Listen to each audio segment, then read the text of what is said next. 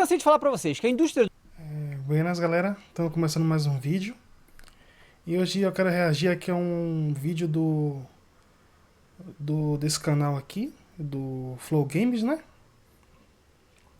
E ele fala um pouquinho aqui sobre crise, que não existe uma crise aí no mundo dos jogos, que não existe justificativa para os preços que estão saindo dos jogos, né? E o custo de produção, principalmente. Ele fala aí de as empresas estão colocando 290 milhões, 300 milhões de custo nos jogos e que não se justifica. E isso tudo começou depois que saiu um jogo e ele disse que um jogo custava muito pouco e era muito bom, melhor do que os jogos de 300 milhões, né? A gente vai ver aqui um pouco do vídeo, comentar um pouco, né? Não concordo muito aqui com algumas coisas que ele falou. A gente vai ver aí no decorrer do vídeo. Dos games, né, a grande indústria dos games feita pelas empresas bilionárias, em geral são as empresas bilionárias, não tem ninguém, né, nenhuma dessa empresa é pequenininha. Eles querem empurrar uma narrativa para os jogadores de que a indústria está em crise, né? Que a indústria está em crise e que o jogo está muito caro e que não tem como manter essa indústria do jeito que está se os jogadores não pagarem mais. Aí eles inventam, enfiam seu rabo live service, enfiam seu rabo microtransação, enfiam no seu rabo DLC, enfiam no seu rabo jogo $80, $90, quantos dólares forem, tá? Existe essa narrativa da indústria dos games e eles querem fazer isso para fazer você gastar mais dinheiro. E por que eles estão em crise? Por que eles dizem que estão em crise? Porque o jogador, nós, vocês e todo mundo no mundo dos videogames, o gamer, certo? O jogador, ele deve ser um dos clientes mais exigentes de toda a indústria no geral, não só dos games, entende? Porque do entretenimento, vamos botar do entretenimento? Da indústria do entretenimento, o jogador que joga videogame, o consumidor de videogame, é o consumidor mais exigente. E por quê? Eu acho, tá? Eu acho que existem muitas coisas que levam. Aqui ele começa falando sobre que as empresas estão tentando justificar os preços porque os jogos estão aumentando os custos de produção. Depois eu vou falar um pouquinho sobre isso, porque os custos aumentaram tanto, né? E aqui ele fala que os consumidores são exigentes realmente, né? Quanto, por exemplo, sai um jogo novo com a tecnologia nova e os jogadores já querem a nova tecnologia adaptada ao jogo. Eles vão exigindo cada vez mais performance, mais gráfico. Então aumenta o custo assim, um pouco do jogo, mas não é suficiente, né, para ser 300 milhões. Né? Levam a isso. Mas eu acho que a mais importante delas é o preço. Porque se você for pegar a indústria do entretenimento, você pegar música, filmes, séries, qualquer outra coisa, de futebol. Se a gente pegar todas as indústrias, o consumo dessas indústrias, ele é muito baixo comparado a videogame. Você quer ver um filme da Netflix, você paga uma mensalidade, você tem acesso a 1 trilhão de filmes. Você quer ver uma série da HBO, você paga lá uma mensalidade, que é muito mais barato do que comprar um jogo. Um jogo, tá? É muito mais barato pra você ter acesso ao infinito. Então é muito mais barato. Consumir música, pô, Spotify. Agora pra você comprar um jogo, R$ 350. E você tem que ter uma máquina de 4 mil pra rodar ele. Aqui tem a primeira discordância que eu tenho em relação ao que ele fala, porque ele está comparando aqui filme e música com jogo, né? Uma comparação injusta, porque jogo ele é temporal. Essa tecnologia dos jogos ela vai avançando muito rápido. E assim, são dois conteúdos digitais, o jogo e o filme e a música, mas eles não se desgastam, não perdem valor com o tempo. O jogo sim. Por exemplo, vou dar um exemplo. Quem joga hoje em dia o Zelda lá do início dos anos 80, 90, ninguém joga. É muito pouco o público. Os jogos eles vão perdendo valor durante o tempo, né? Vão ficando aí ultrapassados. Filme não acontece isso. Filme praticamente atemporal, né? Tem filme aí do Charlie Chaplin que é um dos primeiros filmes aí. E ainda tem pessoas que assistem, muitas pessoas que assistem, fazem eventos aí em cinema, passando os filmes. Uns exemplos, Titanic, por exemplo, um filme muito antigo e ainda é assistido, ainda tem o mesmo valor, inclusive, social. Música, a mesma coisa. Música aí dos séculos atrás, século XV, XVI, ainda fazem sucesso. Ainda são usadas como base para músicas novas.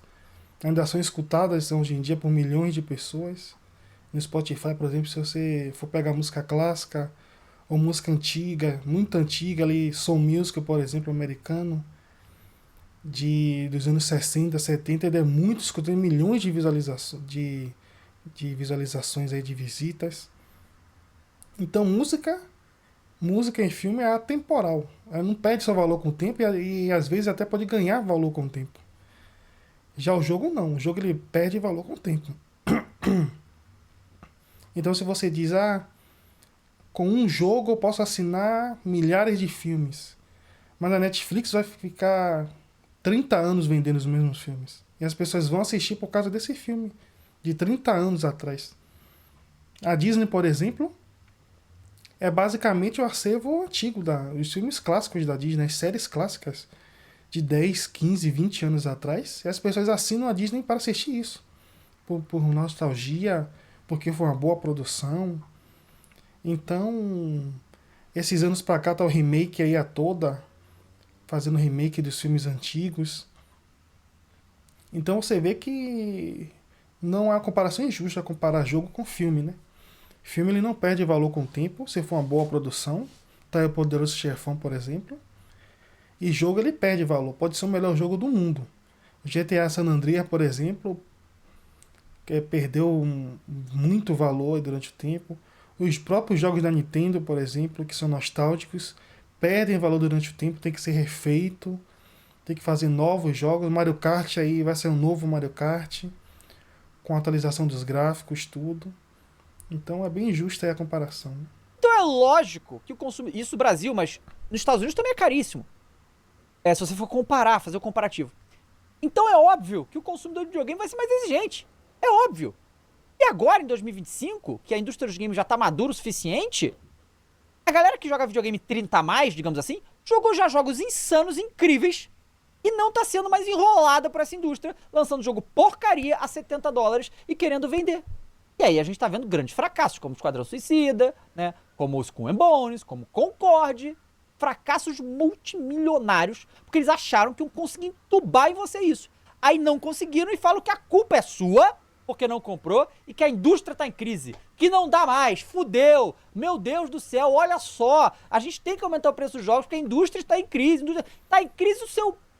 Eu vou segurar aqui com o programa de família, né? Eu não acho que há crise nenhuma, tá? Em termos de consumo de videogame. Eu acho que existe uma crise, sim, dentro dessas empresas, não na indústria dos games, tá?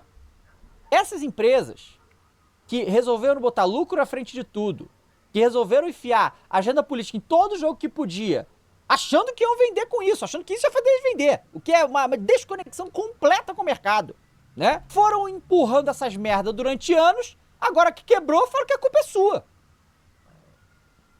E sim, existe uma grande crise de criatividade na indústria ocidental. Na grande indústria ocidental. Tá? Na grande indústria. Nessas gigantescas. Que ficam empurrando tudo que podem de custo de valor. Essa tá em crise. Mas são eles. Não somos nós. Não é a indústria dos games. Ano passado a gente falou muito sobre isso também. E a gente viu que o Japão dominou completamente os games. Porque lá não tem isso. Todas essas palhaçadas que a indústria dos games, principalmente ocidental, americana e europeia também fazem, quase não tem no Japão.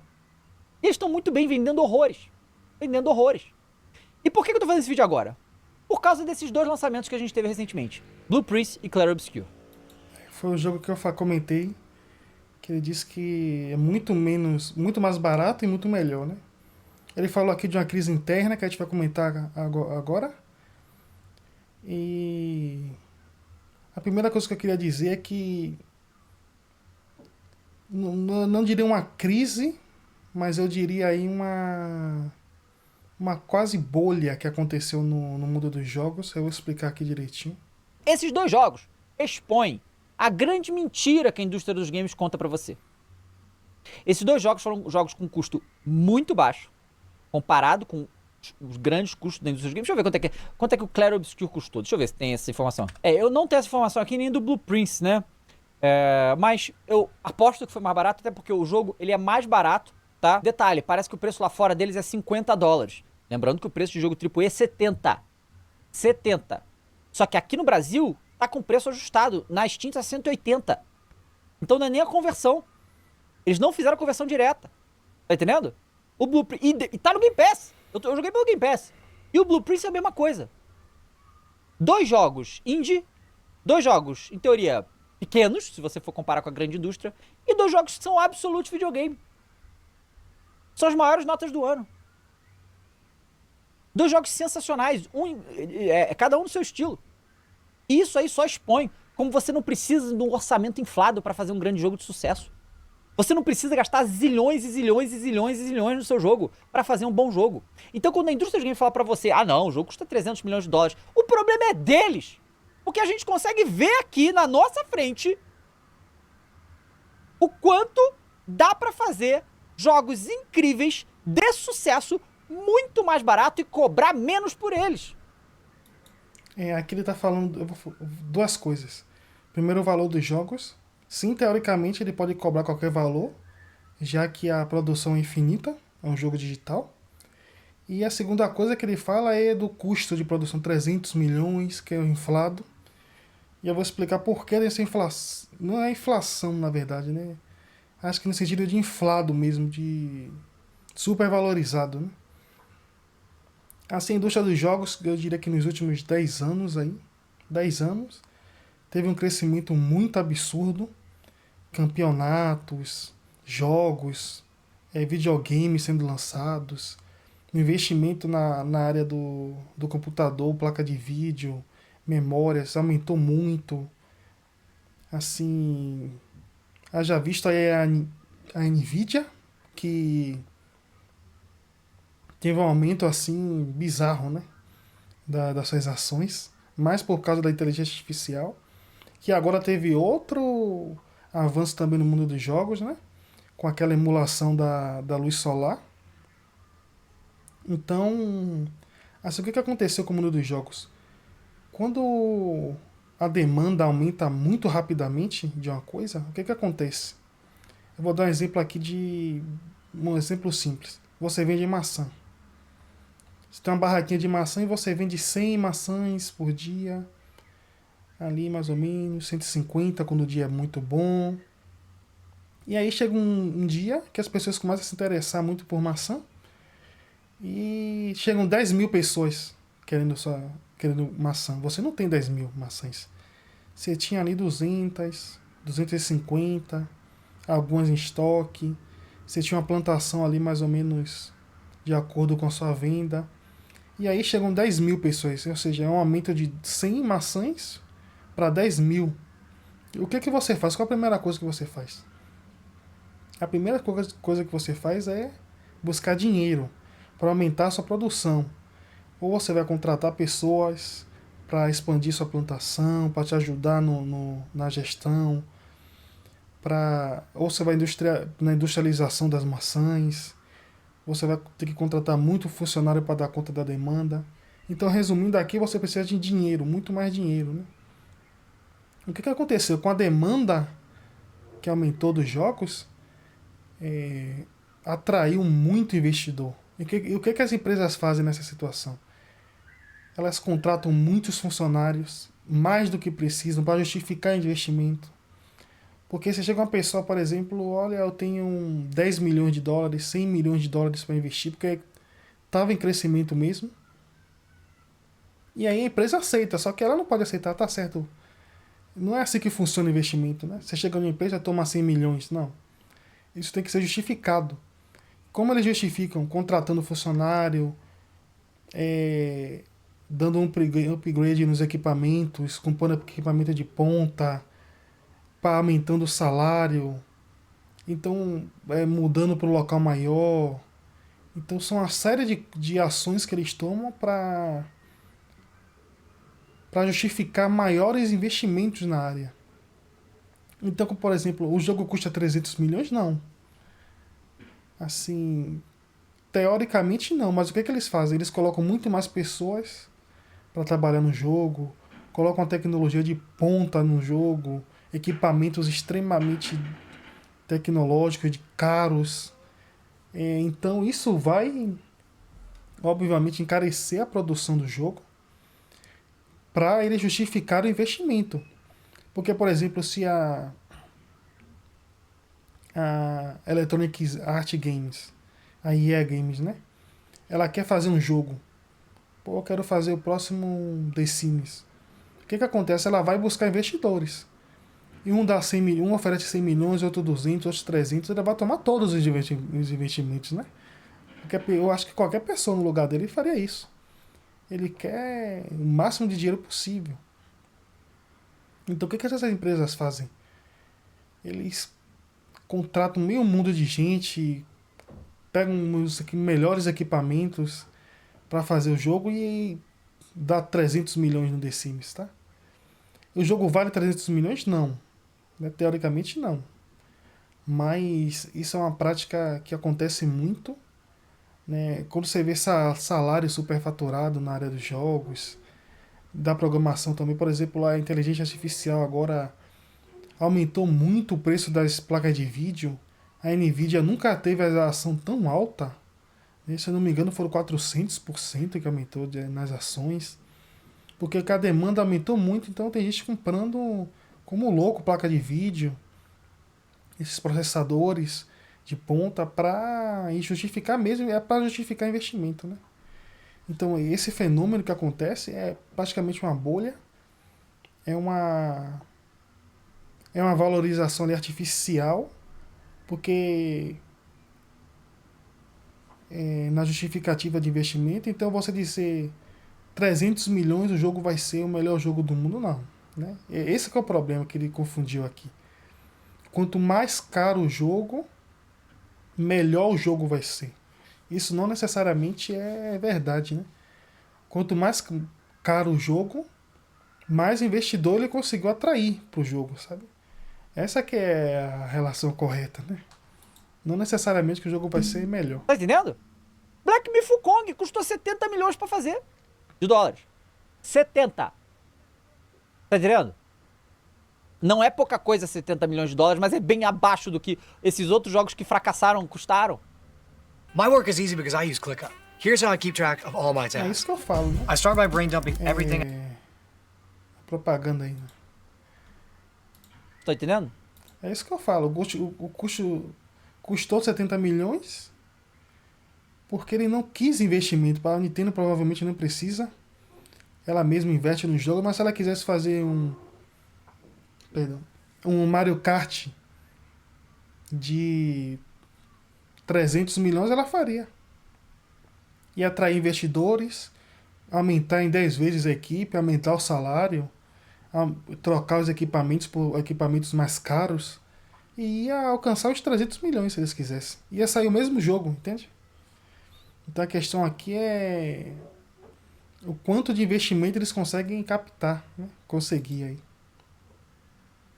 É uma loucura como a indústria dos games mente pra vocês, cara. Pra nós. Crise, que crise, irmão. Crise vocês que estão. A crise é sua. Não é da indústria, não é dos gamers, não é da criatividade, porque tem muita gente criativa fazendo, porque assim, ano passado a gente usou muito exemplo dos jogos japoneses, porque o Japão é diferente. Só que o Clair Obscur, o Blue Prince, Kingdom Come Deliverance 2, não são. São ocidentais. Clair Obscur, se não me engano, é francês, né? O Blue Prince é de onde? Deixa eu ver. Acabei de ver aqui que o Blue Prince foi desenvolvida apenas por uma pessoa. Tonda Ross. Uma pessoa fez o Blue Prince. Ah, acabei de ver. É na Califórnia. A Tonda Ross é da Califórnia, pô. É como eu disse, e outra coisa também que eu quero comentar é que não é bem uma crise. Né? O que acontece é o ajuste nos valores aí mesmo, normal. Como estava super valorizado, agora ele vai se ajustar ao preço normal, né? Teve esse boom por causa da demanda muito rápida, né? A necessidade de aumentar a produção, então a necessidade de dinheiro mesmo, de investimento. Então eles arrecadaram o máximo que podia arrecadar, Mas agora isso não vai durar para sempre, né? O cara que tem as maçãs lá, do exemplo que eu dei, quando ele começar a produzir 10 mil maçãs, ele não vai precisar mais de tanto de que entre muito investimento na coisa dele, né? Na venda dele. Então isso vai se ajustar. Ele não vai ter um monte de gente jogando dinheiro ali na produção de maçãs, porque a demanda vai chegar em um limite ali e que a oferta e demanda vão se ajustar. Então, no boom dos jogos que 300 milhões arrecadavam 1 bilhão, aí tava bom, mas agora que isso se ajustou e um jogo de 300 milhões arrecada 100, 300, não sei, 200, não consegue se pagar mais, é por causa dessa supervalorização. Então o que é que tem que fazer? Tem que demitir funcionário mesmo, vai ter que abaixar salário, dar uma segurada aí nos equipamentos, vender os equipamentos que sobrar. Por quê? Porque é uma má decisão, né, você fazer isso. Então não é crise, é só um ajuste normal do mercado, né? Você supervalorizou essa área e agora ela vai diminuir mesmo, é o natural. Quando você infla uma coisa, ela vai se desencher ali, vai diminuir do seu tamanho até ficar no tamanho normal dela. Que no caso seriam 70 milhões, não sei, 50 milhões em um jogo, 150, mas não 300 milhões, né? Se eu não me engano, o Fábio Akita tem um vídeo falando sobre isso, porque isso aconteceu também no mundo da programação, principalmente de criação de sites, essas coisas, que estava muito supervalorizado, os salários altíssimos, contratação a roda, assim, muitas pessoas sendo contratadas com salários altíssimos. E depois, quando isso se ajustou, muita demissão, começaram a exigir mais conhecimento, pessoas que não tinham conhecimento quase nenhum da área eram contratadas. E depois isso foi se ajustando. E quem não aproveitou isso, aí quando for se ajustando, for diminuindo, foi demitido mesmo. Você tem que saber aproveitar aí essa parte, né? Agora vai ser a parte que a indústria dos jogos vai diminuir mesmo, vai ter demissões, diminuição de salário, isso é normal. Quem aproveitou lá para estudar, quem aproveitou para se formar mesmo como um bom desenvolvedor de jogos, com certeza vai ser mantido no mercado. Agora aquelas pessoas que recém saíram da universidade estavam sendo contratados com salários altos, não tinham pouca experiência, pouco conhecimento, essas vão ser demitidas, vão perder mesmo. Então assim, galera, não tem crise nenhuma. Vão continuar vindo bons jogos. Não acredite na indústria dos games quando eles falam essas mentiras pra você. Que você tem que pagar um DLC de $50, que você tem que pagar $80 no jogo. Porque senão a indústria vai quebrar. Não tô dizendo, cara, você pode... Vamos lá, por favor. E é óbvio que todo mundo tá pensando aí na Nintendo. A Nintendo é diferente, tá? Elas conseguem fazer o que ela quiser, cobrar o que ela quiser e foda-se. Eu tô dizendo das outras, que não fazem um bom trabalho. Diferente da Nintendo. E se você quiser gastar o seu dinheiro em jogo caro, fique à vontade. O que eu tô dizendo é que é uma mentira o que a indústria dos games conta pra gente. Então que tá em crise, que, ai meu Deus, o jogo é tudo muito caro pra fazer. Mas aí o problema é seu. Se você quis que seu jogo fosse tão caro, faz. Ah não, jogos de qualidade tem que ser muito caro. Não tem. Vai custar milhões de dólares pra fazer qualquer jogo. Sim. Mas Inclusive, acho que esse valor de milhões de dólares já é super valorizado, né? Isso aqui tá muito absurdo, né? Então, o que a empresa quer é manter os investimentos e o retorno de investimento, né? Como é que você mantém seu investimento? É o cara que investiu ter valido a pena o investimento dele. Se o exemplo das maçãs, eu dei 100 milhões para produzir maçã, recebi 300, o cara vai investir de novo.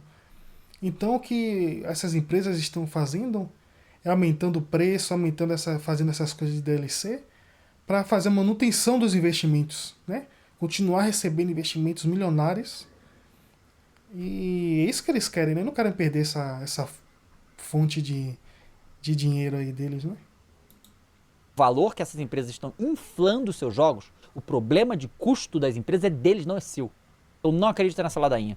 tá? E aí a gente tem outra coisa também, porque O que a empresa tem que fazer agora é dizer assim, olha, a gente não quer mais dos 100 milhões de investimento, a gente quer 10, 15, 20, a gente não quer 10 mil funcionários, a gente quer 1.000, 2.000, sabe?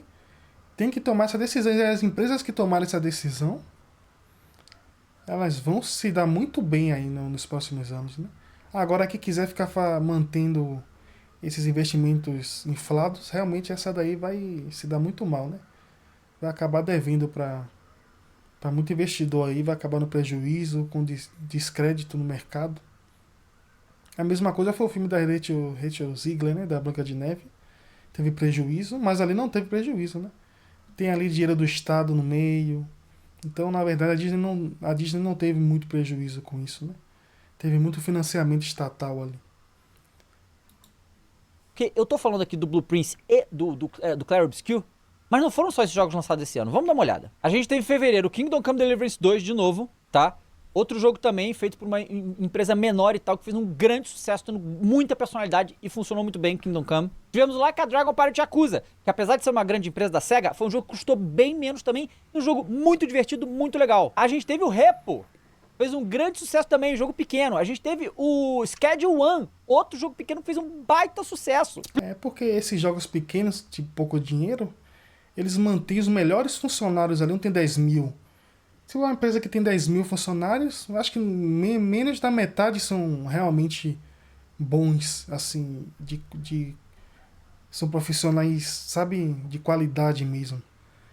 A maioria é só para, como eu disse, para justificar investimento. Cara que saiu da faculdade agora, cara que não tem experiência, não tem conhecimento. Essa é a maioria dos funcionários, né? É só para justificar mesmo, só para inflar mesmo. Fleet Fiction. Então essas empresas pequenas aqui só tem os melhores funcionários do mercado, sabe? É melhor eles pagam bem um bom salário para poucos funcionários do que pagar um bom salário para milhares de funcionários, sabe? Split Fiction, pô. Também é desse ano. Você tá entendendo como que não tem falta de criatividade? É claro que a gente não vai ver esses jogos toda hora. Claro que vai, mas tá aí, galera. Tá aí, os jogos estão aí e vão continuar vindo. E eu acho que em muito tempo a gente não precisa. Cara, teve também o AI Limit, que a galera tá elogiando. O Kazan também tá aí. Teve o Assassin's Creed Shadows, foi um bom jogo, grande jogo dessa indústria inflada, beleza. Mas foi bom também. Então, assim, eu acho que a gente tá muito bem, tá, gente? Tem jogos bons, tem jogos ruins e sempre vai ter. Sempre vai ter. Não acredito quando essa indústria fala que tá em crise, que os gamers estão em crise, que a criatividade, não sei o quê, que é muito caro fazer jogo, que eles precisam cobrar infinito nos jogos pra conseguir compensar os custos. De novo, o problema de custos inflados e de querer agradar acionista é dessas empresas e não seu, não nosso. A gente vai continuar tendo grandes jogos. Você não precisa acreditar no que essa indústria fala, tá? Como ele falou, que agradar acionista não, né? No caso, dar retorno para acionista para ele investir de novo. Então, essa seria a lógica aqui da coisa. Não sei se você entende. É você pegar um investimento super valorizado, super inflado, e você dar retorno desse investimento super inflado, sabe? Você fazer valer a pena esse investimento. Esse é o fenômeno que acontece quando há uma explosão da demanda, né? Mas é isso aí, gente. A empresa que não se ajustar agora vai se dar muito mal, porque vai ter muito funcionário que não vai conseguir pagar, né? Que está basicamente vivendo de investimento super valorizado. E acho que com o tempo, sim, principalmente com o ajuste aí da tecnologia, o avanço da IA, acho que a tendência é diminuir o valor dos jogos. Tem aí uma questão de valorizar o jogo com o tempo, mas eu acho que assim não vai chegar a $100, 120, 150, acho que não. Acho que com o tempo esse valor tende a ser ajustado mesmo, porque está super valorizado, isso com certeza. Mas acho que daqui uns 5, 10 anos, acho que os preços vão tender a cair um pouco, sabe? Porque a demanda já não está crescendo tão rapidamente assim, já é um público bem estabelecido, bem estável, então acho que vai seguir assim. É isso, galera. Espero que vocês tenham gostado da minha opinião. Deixa aí nos comentários o que vocês acharam. Se vocês gostaram aí da minha opinião. Eu gosto desse canal aqui, do Flow Games principalmente. Eu sempre sigo, sempre vejo aí a opinião de jogos.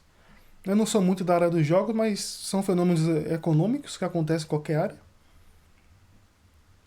E eu posso estar comentando aqui uma vez ou outra. Tem um vídeo meu do GTA, se você quiser assistir, que eu falo aí por que o GTA ignora os custos de produção, que é outro fator também, porque a gente está lidando com jogos, produtos digitais de oferta infinita, né?